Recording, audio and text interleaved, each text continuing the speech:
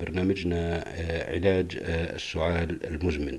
علاج السعال المزمن إن شاء الله يكون سهل.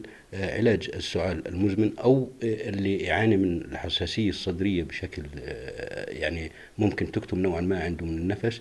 لو نحضر كل يوم مقدار 10 ورقات من ورق الجواف الطازج، نغسله كويس وننقعه الصبح على الريق.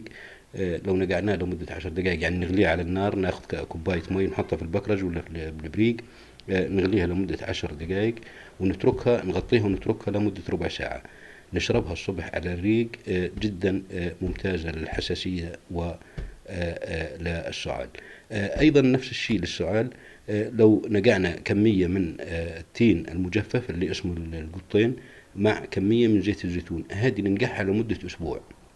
بعد أسبوع نطالعه، المريض اللي عنده السعال المزمن يفطر على 3 حبات من التين، ولكن يأخر لي الفطور لمدة نص ساعة. نأخر الفطور، يعني نأخر ما بين الفطور اللي نفطر عليه التين المجفف لغاية ما تفطر فطورك الرسم وتشرب الشاي والقهوة والحليب لمدة نصف ساعة. أيضا عندنا علاج القحة. احنا علاج القحة هذا لو أخذنا مقدار كاسة شاي من لبان الذكر، نحضر لتر وربع لغاية لتر ونص مية من اللي نشربها، نغلي المية بروحها.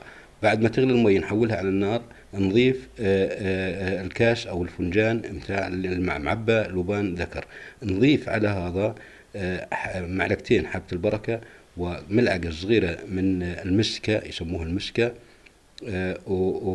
وأيضا نضيف معلقتين من الحلبة. نخليهم هذوما للصبح.